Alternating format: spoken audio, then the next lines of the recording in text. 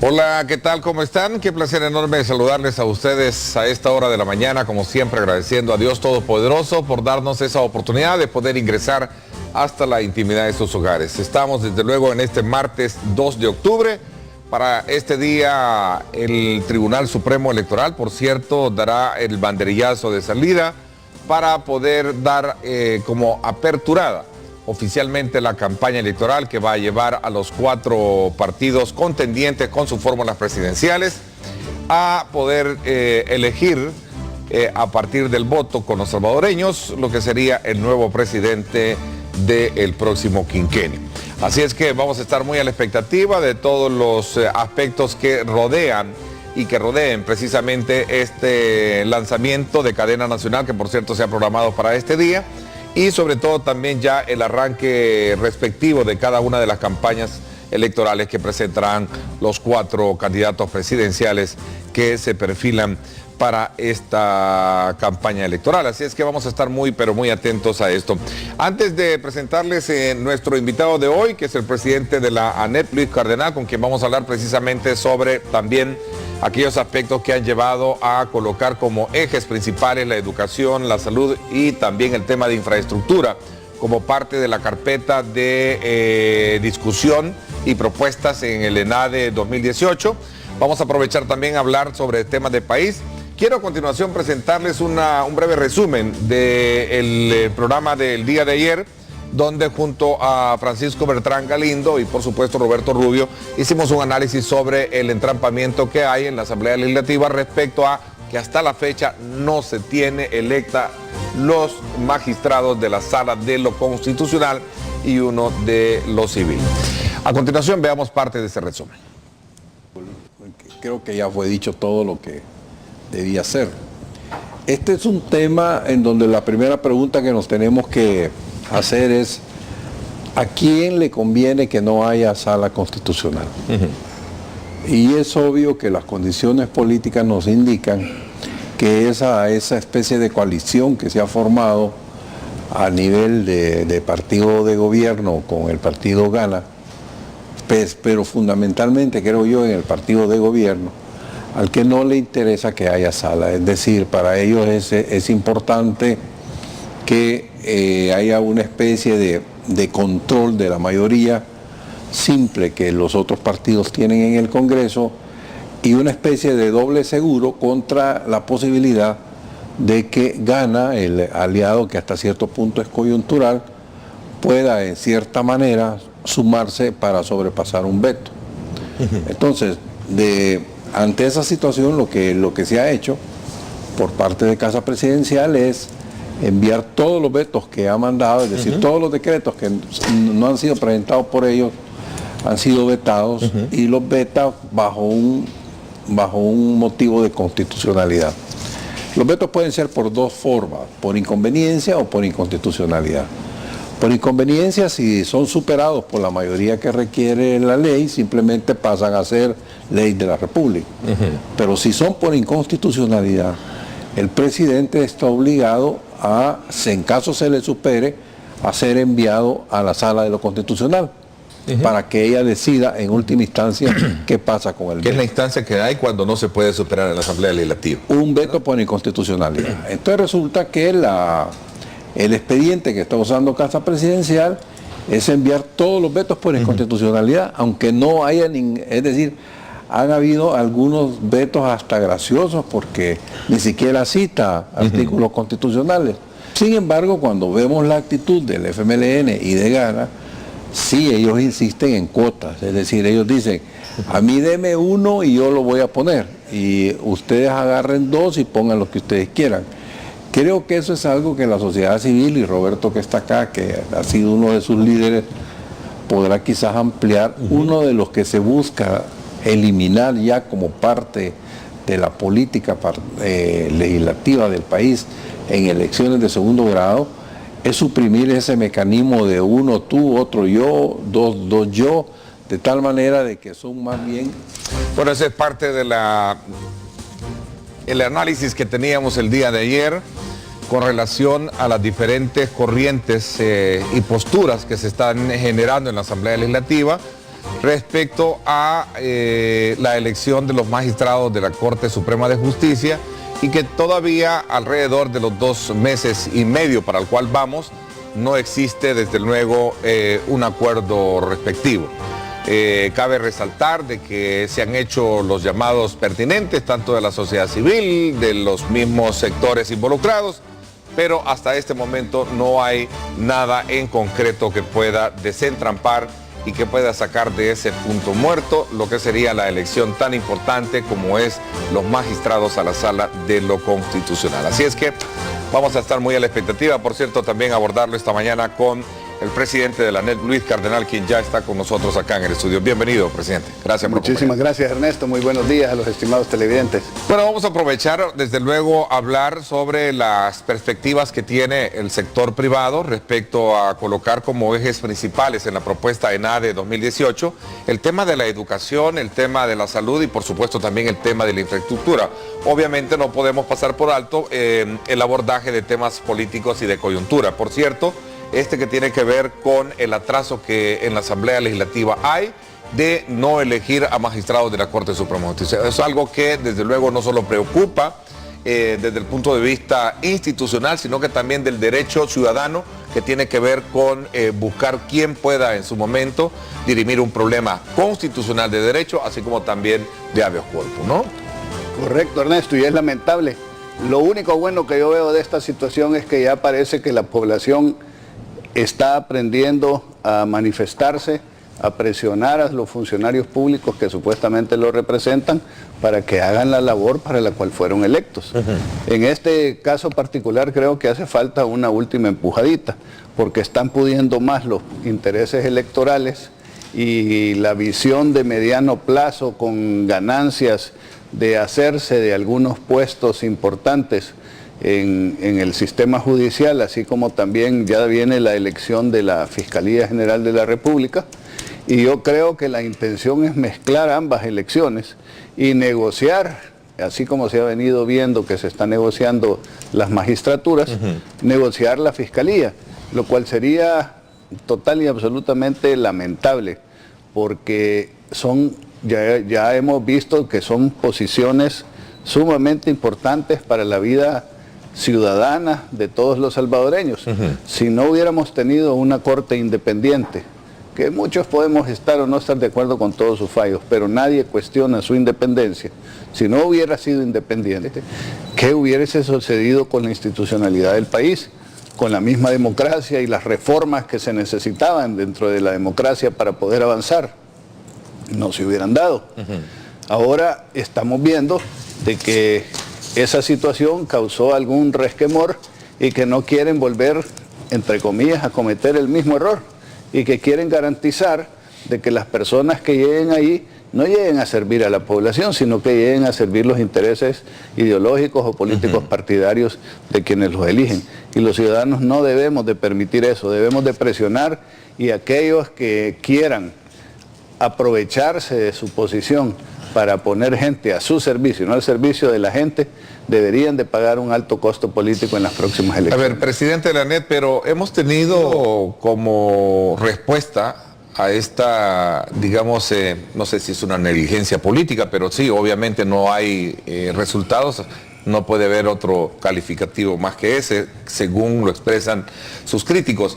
El punto es que ha habido presión ciudadana, ha habido presión de organismos importantes, los mismos partidos, entre ellos pujan por querer lograr un consenso y no lo existe. Bueno, de hecho, ayer lo conversaba con el doctor Bertrán Galindo, lo conversaba con Roberto Rubio, que qué opinión le merecía la propuesta que había lanzado ahora el candidato presidencial por el partido Gana, donde invitaba a los candidatos presidenciales a sacar digamos, como un comunicado, como una propuesta, para que los partidos políticos involucrados en este asunto, pues, puedan desentramparse de este caso. ¿Qué opinión tienen ustedes? A mí me parece que es una buena propuesta, pero no dejo de pensar que pueda tener algún contenido político electoral, porque si yo estoy convencido de algo, yo no tengo que esperar a que alguien más me acompañe a mí para decir lo que tengo que decir.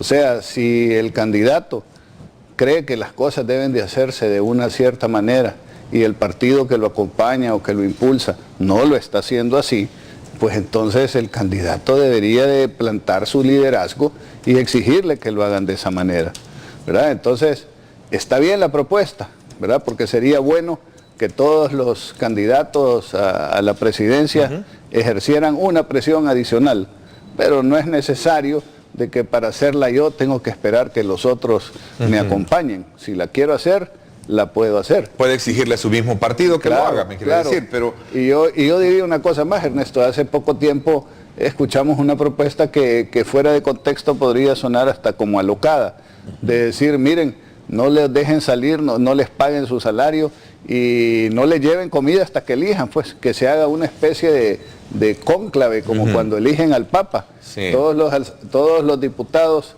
se quedan en la asamblea, se les da su comida, y etcétera, pero se quedan en la asamblea hasta que no salga humo blanco, hasta que no se elija la corte. Y de esa manera veríamos nosotros si no habría una verdadera presión. Claro, pues las leyes no lo permiten, pero digamos, creo yo que los ciudadanos podríamos exigir de una manera más fuerte a los funcionarios que cumplan con su deber. Se han hecho presiones, pero se han hecho presiones, digamos, bien diplomáticas, bien suaves, en decir, miren, elijan, y se dan unas declaraciones y ya estuvo. Pero los diputados pueden hacer caso omiso de esas supuestas presiones diplomáticas que se han hecho, como pareciera que lo están haciendo. Se ha pronunciado la Iglesia Católica, se ha pronunciado todo el mundo. No hay hasta cierto punto una luz en el horizonte que pueda decir que esto puede hacer. Y sobre todo, una vez complicado el problema, o es decir, este atraso, ahora se da en un ambiente electoral que arranca este día precisamente con el anuncio que va a hacer el Tribunal Supremo a las 12 de la noche con la campaña electoral. Por eso es que se complica, Ernesto, por eso es que se complica. Y con el debido respeto y haciendo las diferencias, que no todos los diputados son iguales. Pero yo creo que esto es lo que podríamos ocupar, es el ejemplo de un niño. O sea, si a un niño que está actuando irresponsablemente, uno le dice, vaya, cipote, bájate de ahí que te vas a caer. Y uno sigue haciendo lo que está haciendo y vuelve a pasar a la media hora y le dice, bájate de ahí que te vas a caer. Y el cipote no ve ninguna acción, no ve ninguna penalidad, no ve ningún castigo, no ve ninguna consecuencia. Ahí se va a quedar hasta que se caiga. Y cuando se caiga entonces va a llorar. Pero como aquí piensan que nunca se va a caer y que no va a haber castigo y que no va a haber consecuencia y que me voy a salir con la mía, entonces siguen haciendo lo que les da la gana. Y los ciudadanos tenemos que aguantarnos, ¿verdad? Y las consecuencias ya se están dando porque hay ya más de 100 y pico de casos de inconstitucionalidad que no se están resolviendo. Y repito, viendo a mediano y a largo, a mediano plazo, porque no es ni muy largo el plazo, yo veo, me preocupa que la situación se va a complicar más porque vamos a llegar al momento de elegir al fiscal y vamos a estar sin haber elegido a los magistrados, van a mezclar una cosa con la otra. Vamos a llegar a las elecciones. A un mes de elegir elecciones presidenciales. Y que en las elecciones presidenciales quizás el interés de algunos es que lleguemos a las elecciones sin tener sala y sin tener fiscal. Y entonces imaginémonos que haya algún tipo de desaveniencia o diferencia de opinión o alguna ilegalidad que se cuestione en el momento electoral sin sala de lo constitucional y sin fiscalía. En río revuelto, ganancia de pescador. Entonces no me extrañaría que esto fuera así, pero los ciudadanos debemos de prever y deberíamos de hacer una presión más grande para que esta situación se resuelva al más corto plazo posible. A ver, una vez estudiado el caso de manera muy puntual, ¿a dónde está el problema? Sabemos que el problema es, y la pregunta cuando me la va, ¿a dónde está el problema? Es sabiendo de que hay listado, hay propuestas y no hay un acuerdo para lograr de alguna manera desentrampar con nombres y apellidos, porque ahí obligadamente uno tiene que hablar de nombres y apellidos, porque son listados, son propuestas, son perfiles. Y debe de tratar uno de no ofender en lo personal a nadie y de respetar. Pero va implícito, porque al final cuando mencionan al nombre, aquel no la quiere porque dice que esta no le conviene y la otra sí le conviene. Digamos que todos los que están en la lista alguna posibilidad o capacidad tienen para estar ahí, porque si no, no estuvieran. Bueno, digamos eso. Pero se han hecho diferentes mediciones, los famosos baremos, que los han hecho diferentes instituciones. Y se deberían de ocupar todas esas mediciones, y si va a salir algún otro todavía más sofisticado, profesional, pues que lo incluyan. Pero da una casualidad que en todos los baremos, los primeros 10 o los primeros 7 son los mismos. ¿Qué significa eso? Que de acuerdo a evaluaciones objetivas, no subjetivas, no de que si es michero, de que si me cae bien, que si me hizo un favor, que si voy a poder llamarlo por teléfono cuando esté en el puesto, que si me va a hacer o me va a proteger.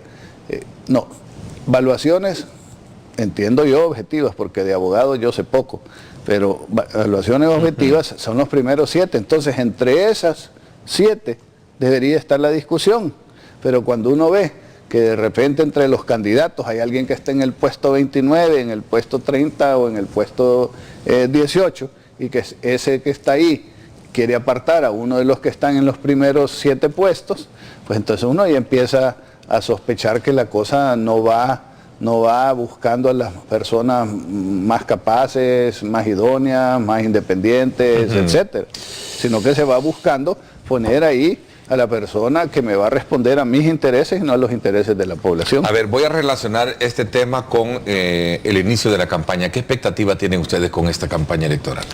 Mire, esta campaña es una campaña un poco diferente a otras. Si bien hay algunas similitudes con la campaña anterior en que habían 3 posibles candidatos ganadores y ahora hay 3 candidatos fuertes, ¿verdad? También hay algunas diferencias.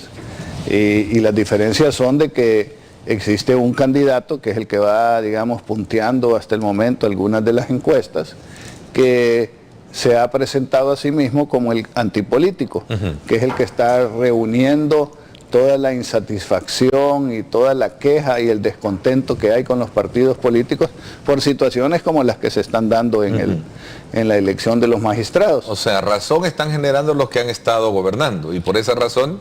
Sí, pero también, y con esto no quiero tomar parte en ninguna, con ninguna, pero la verdad es que todos han gobernado, pues, porque el que está presentándose como cara de independiente también ha sido parte de un partido político durante 2 periodos y ha gobernado 2 alcaldías durante 2 periodos. Entonces aquí, pues, creo yo que planteémonos en la realidad. El asunto es que tampoco hemos visto, porque la campaña dice que oficialmente empieza hoy, pero la campaña ya empezó hace ratos. Los candidatos han andado del tingo al tango visitando diferentes poblaciones. Yo hasta el momento lo que pediría es que veamos planes concretos, que hayan propuestas concretas. ¿No los ha visto en ninguno? ¿El sector privado? Pues digamos que he visto propuestas. En uno que dice que va a reactivar y a generar el empleo. Está bien, pues en términos generales es algo deseable. Es el deseo de todo el mundo, de ¿no? todo el mundo, pero bueno, me gustaría saber cómo. Otro, lo que le he oído yo es que va a ser un aeropuerto ahí en La Unión. Eso no es ningún... Y otro que es el del partido de gobierno, que lo que han dado haciendo es que van a hacer las cosas mejor. Pero si nos basamos en el track record que tienen de cómo las han hecho hasta el momento, más de lo mismo, pues tampoco me convence.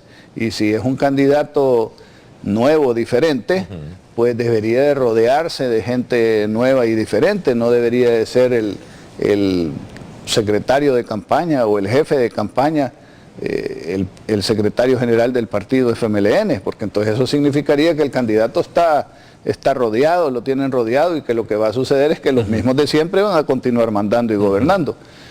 Entonces creo que hace falta bastante conocer los equipos de trabajo. Por ejemplo, el candidato más popular, uno no conoce el equipo más aparte del vicepresidente que lo acompaña, pero de ahí uno dice, bueno, ¿y con quién va a gobernar? ¿Va a gobernar con Gana?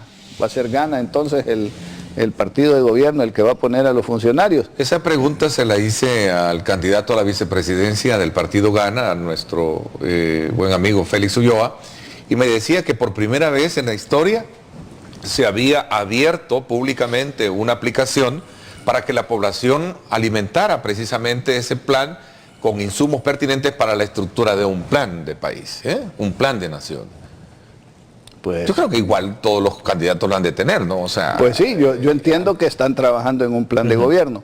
Quien está trabajando en un plan de gobierno, tenemos entendido en el FMLN, es Gerson Martínez, que es el que siempre ha trabajado en los planes de gobierno del FMLN, lo cual yo, con el aprecio que le tengo a Gerson y el respeto que se me merece, pero digo yo, bueno, entonces significa que vamos a seguir en lo mismo, ¿verdad? Entiendo que Arena también está, o la coalición está trabajando en un plan de gobierno que hasta el momento al menos nosotros no lo conocemos, pero entiendo que se está trabajando en eso. Y decir que se llenan solicitudes para que ahí lleguen los candidatos o uno ponga cuál va a ser cómo se va a armar un plan de gobierno, me parece que, si bien suena bonito, lo veo poco práctico, ¿verdad? Porque ¿cómo se va a consolidar esa información? Y si se tienen, qué sé yo, 100,000 propuestas, si nosotros trabajando en las propuestas de educación tenemos 6 y estamos bien complicados tratando de encontrar puntos en común, diferencias y evaluaciones, ya me imagino yo si se reciben 50,000 o 5,000 o 1,000 o 500 pues propuestas de ese tipo. Y probablemente si se aceptan solicitudes para ser funcionario de gobierno, después cómo se van a elegir dentro de esas solicitudes. No vamos a como a tener algo nuevo, sino más de lo mismo, aparentemente. Pues, digo, hay cosas nuevas y hay cosas diferentes. Creo que esta propuesta del FMLN como gobierno, como partido en gobierno o gobierno que está, digamos, gobernando el país, presidente de la ANEP, del desarrollo de la zona de Oriente, por ejemplo, y que obviamente ahí está el tema de China, ahora con todo este debate que se genera, si es correcto o no es correcto. Ernesto, es una cosa con la que todos debemos de estar de acuerdo y es comprensible. Si la gente de Oriente se ha sentido abandonada por un montón de tiempo. He sido voz cantante de ellos, yo soy de Oriente y realmente es una zona que ha estado prácticamente desatendida por los últimos gobiernos. Y hay que decirlo con mucha propiedad. Y proviene quizás vale la pena, porque se han hecho análisis del porqué, de que cómo durante la guerra se trató de aislar Oriente, dinamitando los puentes y todo eso. Pero eso ya es una historia, ¿no? Que a lo mejor puede parecer cuento, pero ahora es una historia. Vivimos otra historia. Pero esa historia, digamos, que fue la que generó que una gran cantidad de gente de Oriente fuera la que principalmente migraba. Y que ahora depende bastante de las remesas familiares. O que estuviese concentrada en la capital, ese mayor dicho. Que se hayan movido. Pero bueno, el asunto es que Oriente merece una oportunidad y creo que Oriente tiene muchas cosas importantes, tiene tierras fértiles, tiene lugares turísticos lindísimos, tiene gente trabajadora, pero necesita una oportunidad. Entonces la primera pregunta que surge es, bueno, ¿y por qué en estos 10 años no se ha hecho nada? Y a 6 meses de las elecciones nos sacamos un as de la manga, la tiramos en la mesa y decimos que esta es la solución. Y se presenta una solución que tiene más interrogantes que respuestas. No tiene claridad hasta la fecha, hasta este momento, porque esto es un tema que lo platicamos con usted. Recién hubo el cambio de relaciones entre China, Taiwán, El Salvador para irse con China Popular. Correcto. Hasta este momento no ha habido claridad en cuanto a las relaciones. No fueron a un viaje en que esperaban ir No, porque no tenía sentido ir a ese viaje. Recuerdo que usted dijo de que a pasear no le gustaría ir, ¿no? No, nos gustaría ir a pasear, pero eso no tiene sentido ir a pasear a China, ¿no? Sí. No. Claro que la idea es ir a hacer negocios, traer inversiones, hablar pero cuando uno va de valores agregados, ¿no? Cuando uno va, Ernesto, uno debe de ir preparado a lo que va. Si uno va a las Olimpiadas, tiene que saber por lo menos en qué deporte va a ir a participar para ir preparado con el equipo. ¿Por qué no fueron?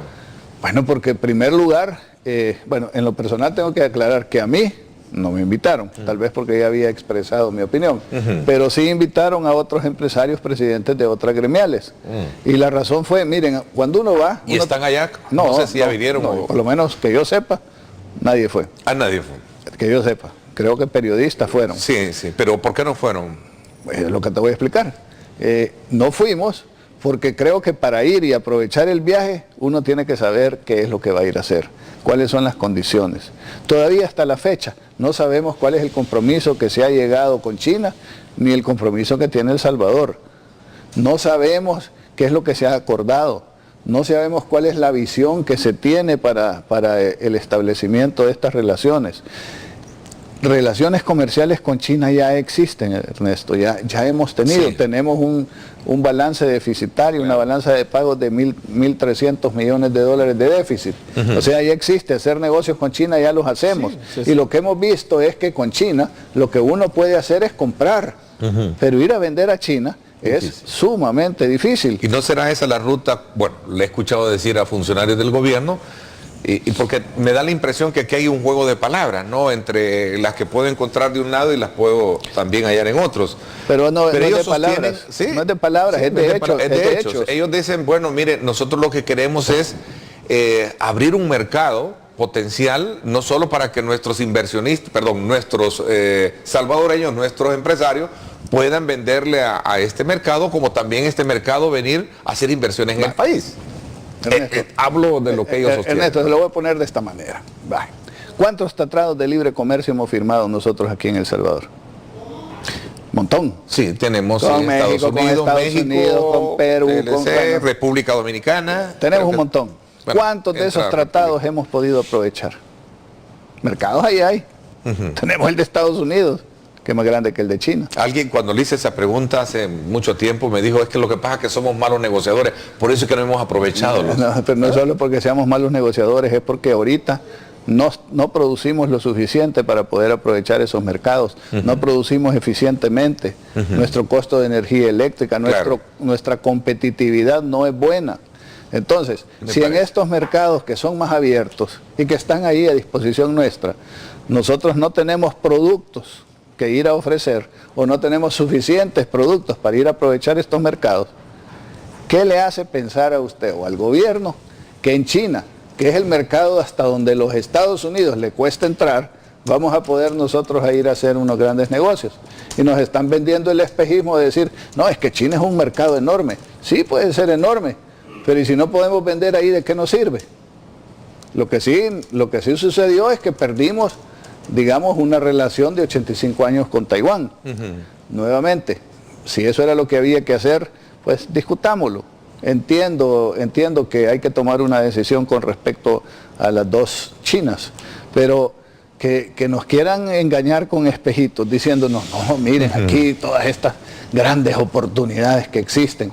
Se fue la ministra con una delegación del gobierno y ¿qué llevó, digamos, para empezar a negociar en nombre del sector productivo? Se llevó la misma lista de productos que se le estaban vendiendo a Taiwán. ¿Café? Un poco de café, azúcar, miel y otras cositas. Si a Taiwán, que nos daba todos esos beneficios, no habíamos logrado nosotros penetrarlo para poder vender más productos, ¿qué les hace pensar que vamos a poderlo hacer con China? En Taiwán nos cobraban 0 arancel por el azúcar, en China están cobrando 90% de arancel. ¿Dónde vamos a competir? Yo creo que la vez pasada compartí con usted la experiencia que me dijeron 2 empresarios, que fueron varios, pero 2 fueron, no en esta ocasión, en otra ocasión anterior, y uno es un gran exportador de semita. Y fue allá con mucho entusiasmo, había hecho un video, una presentación, imprimió papeles y todo. Llegó ahí, entonces hizo su presentación y le dicen los chinos, miren, nos interesa comprar, pero ¿sabe qué? No su semita, no nos interesa la jalea de fresa, de banano, de piña, no, nos interesa la jalea de guayaba y se la podemos comprar a tal precio. A tal precio no le alcanzaba ni siquiera para ir a cortar las guayabas. El otro empresario que lo acompañaba vendía pollo y es excelente y exitoso. Y le dije a los chinos, le compramos todo el pollo que usted tenga a 50 centavos la libra. Y las televidentes que conocen de esto saben que el pollo en el súper vale 1.20, 1.30 la libra y esto lo querían a 50 centavos puesto en China. Y ya una vez puesto en China ya es otro. Entonces, esas son las oportunidades que hay. Le compro todo el pollo que hay, pero a 50 centavos. Sí, pero a 50 centavos pierdo hasta los pantalones, pues. No se puede. Entonces, sí. que nos vengan a decir que que es decir, esto es así. hay una desventaja en términos De competitividad, costo, ¿no? competitividad y todo eso. Y repito, ya tenemos... Para eso es necesario tener reuniones previas para saber qué tenemos y cómo vamos a ir a negociar, ¿cierto? Exacto, y Ese es debería de ir, el gobierno va en representación de quién. ¿El gobierno produce algo para ir a vender allá? No, el gobierno debería de ir en representación del sector productivo, y para representarnos deberían de escucharnos, deberían de saber qué pensamos, y para nosotros poder ofrecer algo, deberíamos de tener toda la información sobre la mesa, saber a qué vamos, qué es lo que se firmó, qué beneficios nos van a dar, qué concesiones nos va a dar China para poder competir, porque ellos son enormes y nosotros vamos así de chiquitos.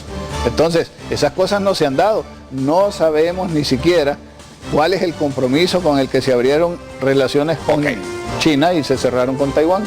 ¿Tiene la capacidad o el interés el sector privado salvadoreño de hacer inversiones en el oriente del país ahora con esta mirada que todo el mundo le está poniendo al desarrollo en la zona del Golfo? Voy a dejarle planteada esta pregunta, me voy a una pausa, regreso para que conversemos sobre este tema. Recuerde que en la segunda parte también estará con nosotros, bajo este mismo énfasis de análisis de los temas de esta mañana, la diputada del FMLN y jefa de fracción, Nidia Díaz, y también estará Yancy Urbina, vicepresidenta de la Asamblea Legislativa y presidenta de la Comisión de Hacienda y Especial del Presupuesto. De estos temas vamos a abordar también con ellos en la segunda parte. Vamos a la pausa y regresamos con más.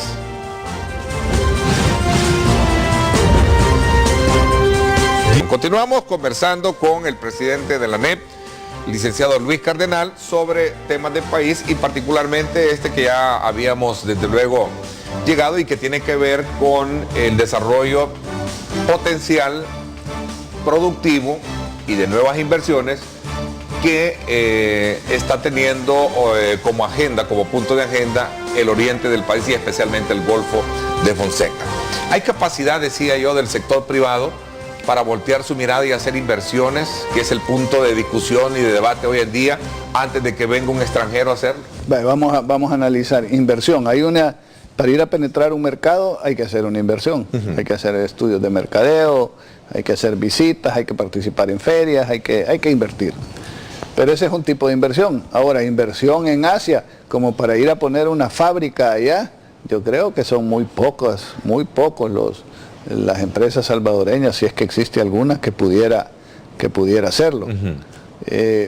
Yo creo que lo que se necesita principalmente es inversión en el país, porque la inversión es el primer paso para el crecimiento, para la generación de empleo y para el desarrollo. Y lo que hemos nosotros estado diciendo y luchando por muchos años ya, es que creemos las condiciones para que el país, El Salvador, sea atractivo a la inversión, tanto nacional como extranjera, porque eso es lo que necesitamos. Que si tenemos para poderlo hacer, obviamente las condiciones no están dadas, la economía se encuentra bastante reprimida, necesitaríamos un espacio, un apoyo para poder dar ese salto de calidad y de cualidad para poder penetrar a otros mercados, pero lo primero que tenemos que hacer es invertir en El Salvador. A ver, ayer la Alianza por un Nuevo País, partidos PDC, PCN, Arena, presentan una propuesta de ley de zonas especiales de inversión. Sí. ¿En qué sentido cree usted que también se hacen este tipo de propuestas? Bueno, porque son buenas ideas. Nosotros las propusimos allá en el año 2014. Propusimos una zona económica especial, pero la idea hay que implementarla, una buena idea hay que implementarla de buena manera también. Okay, regreso de nuevo a plantearle la pregunta. Cuando lo hizo el gobierno, ¿no es una buena idea entonces? Puede ser una buena idea. Y no digo nueva idea, una buena idea. No, es una buena idea mal propuesta. ¿Por qué?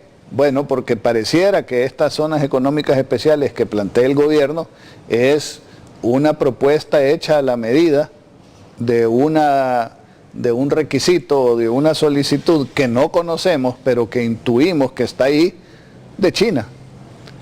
O sea, ¿a quién se le ocurre que vamos a hacer una zona económica especial de casi 3.000 kilómetros cuadrados de territorio, donde los salvadoreños, dueños de este territorio, de este país, no pueden ir a invertir ahí? ¿A quién se le ocurre hacer una zona económica especial en la cual se le da potestad al que llegue a invertir a que no contrate salvadoreños y que los salvadoreños no puedan tener empleo en esas zonas económicas especiales donde les estamos dando un montón de beneficios, donde están en nuestro territorio y donde no vamos a poder ir a trabajar. Aquí, eso no es bueno, no es una propuesta buena. O sea, la zona se presta para ello, un desarrollo turístico. De hecho, Sí. por cierto, la embajadora Jean Vaya, Hayes pero- estuvo el fin de semana sobrevolando con unos empresarios. Nos comentó. Incluso con un responsable de una oficina estadounidense que promueve mucho el tema de las inversiones. Sí, Qué mira. bueno, aunque sea hoy. Por cierto, ahí está el tweet que ella colocaba, en la que ella decía que se está, de alguna manera, estamos contemplando la belleza, bueno, hacía referencia a las fotografías que en ese momento posteaba en su cuenta en Twitter, y decía pues que tanto tiene precisamente esta zona un potencial fuerte para poder hacer inversiones. Ahí está, bien aventados también, ahí en esa muy bonita fotografía. En la parte de atrás del Chinook. Del Chinook, así es, Que- así es. Ella así es. No, Es sí, muy- y ahí está el presidente de la OPIC. Ahí está. Bueno, sí, pero veamos lo que O sea, dice. otros están interesados en esto y Sí, Ernesto, pero hay pasos, hay procesos. Ahí nos está diciendo, miren, aquí estamos nosotros viendo la inversión que vamos a hacer en las zonas económicas especiales para poner una fábrica de barriles o de carros. No está diciendo eso. Está diciendo, bueno, miren, esta zona tiene potencial. De ahí empecemos a pedirnos cartas, de ahí empecemos a ver, ¿tiene potencial para qué? Tiene potencial para turismo, para agricultura, para fabricación, para exportación, para servicios logísticos. ¿Para qué? Hay que hacer el estudio, hay que hacer el trabajo, hay que hacer la tarea para poder determinar. Y después hay que hacer el trabajo también de ver cómo se va a implementar aquello que se determine para lo que hay potencial en esa zona. Por eso digo yo, entonces estas zonas económicas especiales propuestas por el gobierno o esta ley, lo que sencillamente parecía es que estaba hecha una ley para alguien, hecha la medida, pero no para los salvadoreños, no para atraer inversión salvadoreña, sino inversión de otro lado que suponemos es la inversión china, y eso no es correcto.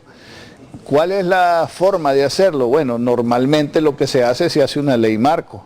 Se dice, miren, estas van a ser las condiciones que va a tener una zona económica especial. y no modificada como de zonas francas, usted lo dijo recientemente en una Es declaración. una modificación, es una ley de zonas francas modificada. Entonces, en cada lugar, porque nosotros en lugar de decir, miren, vamos a ponerlas todas aquí, ¿y cómo queda la gente de Chalatenango o la gente de Aguachapán o la gente del norte de Morazán? Entonces, ¿vamos a dejar abandonadas esas zonas? No, habría que ver en cada zona cuál es el potencial que existe, como dice la embajadora, y en cada zona hacer una propuesta de que exista una zona económica especial, que esté orientada a los potenciales que existen ahí y que genere empleo para la gente de ahí y que lleve el desarrollo de manera bien distribuida a lo largo y a lo ancho de todo el país. Entonces, yo entiendo que esa es la propuesta que está haciendo la coalición, haciendo una propuesta de ley. Entonces, en términos así concretos, es una buena idea que está mal implementada y así como está presentada hay que hacerle modificaciones para que pueda funcionar y para que pueda traer beneficios para los salvadoreños. Ok, el tiempo se me está yendo, no quiero pasar por alto, conocer cuáles fueron, digamos, como la perspectiva del sector privado para colocar como ejes principales en la propuesta de NAE de 2018 el tema de la salud, la educación y el tema de infraestructura, que por cierto se va a llevar a cabo el próximo día martes, ¿verdad? No, lunes. Lunes 8. Lunes 8 de septiembre, el próximo. En el Hotel Presidente. Pueden obtener las tarjetas el día de la entrada o las pueden obtener llamando a ANEP. Bueno, nosotros desde el año pasado, siempre hemos hecho propuestas para tratar de resolver los problemas más sentidos que tiene el país. El año pasado agarramos el tema del empleo, porque ya habíamos tomado el de la seguridad, que es el que se señala en todas las encuestas como el más importante a resolver, y después el segundo era el tema económico, partiendo por los empleos. El año pasado hicimos una serie de propuestas para generar las condiciones para que pudiéramos ser atractivos a la inversión y a la generación de empleos. Ahí están planteadas. Ojalá que el próximo gobierno las tome en cuenta para implementarlas. Entonces, la siguiente cosa que hicimos es tomar un reto bien grande y decir, miren, ¿Cuál es la mayor riqueza que tiene El Salvador? En nuestra opinión es su gente, porque no somos un territorio grande, no tenemos petróleo, no tenemos oro, no tenemos minerales estratégicos, lo que tenemos es gente, y gente que ha sido reconocida por sus habilidades, sus capacidades, sus características especiales, que la hacen salir adelante aún en situaciones sumamente difíciles.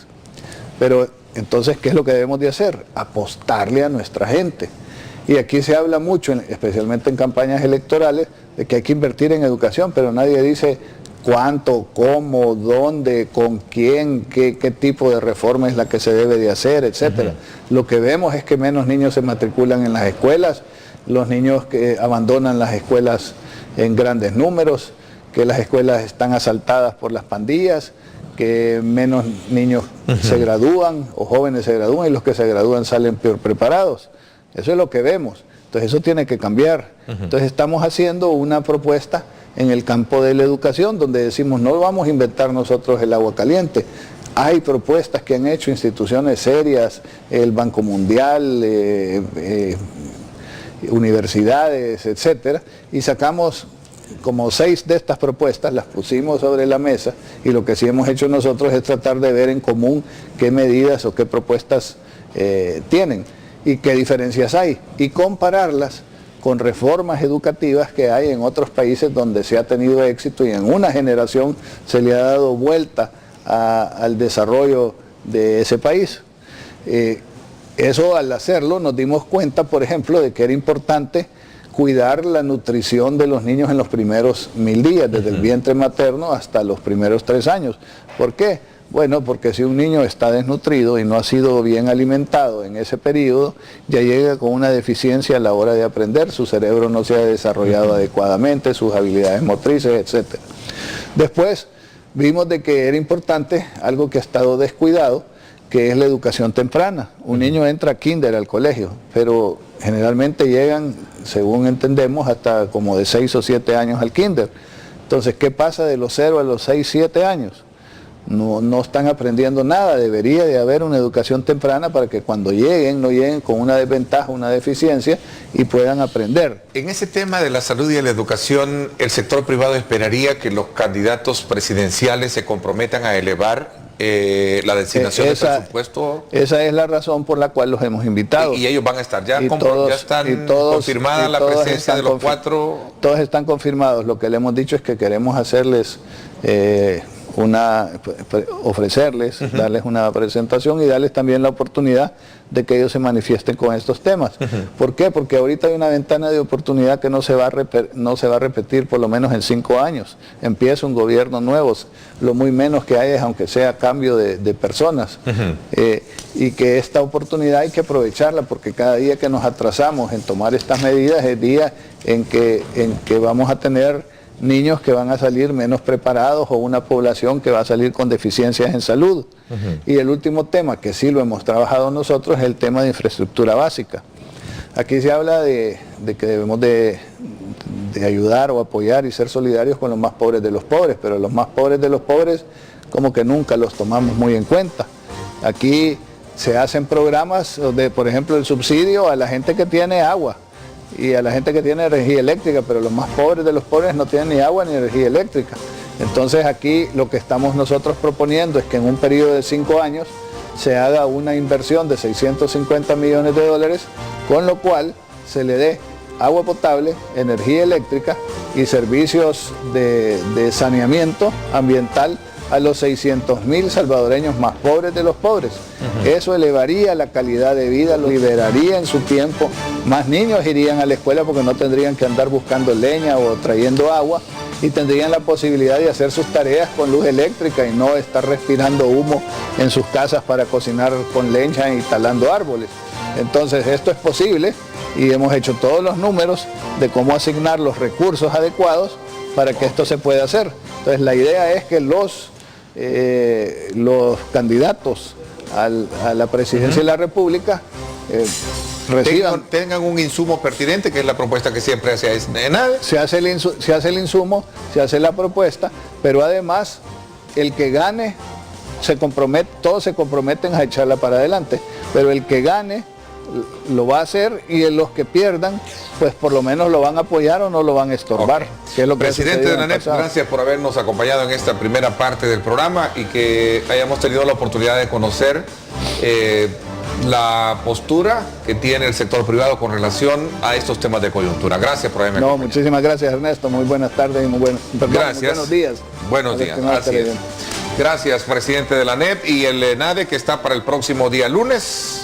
Lunes a la 1 de la tarde. Sheraton, presidente. Hotel Sheraton, a la 1 de la tarde. 1 de la tarde. Ahí está. Así es que usted, si quiere participar, las tarjetas serán vendidas en el evento, ¿no? En el evento o en ANEP. O en ANEP. Así es que desde ya usted está cordialmente invitado. Vamos a la pausa y regreso con la segunda parte del programa con Nidia Díaz y Yancy Urbina, ambas diputadas en la Asamblea Legislativa del partido FMLN, con quien también vamos a darle un vistazo a estos temas que hemos abordado con el presidente de la ANEP. Vamos a la pausa y regresamos.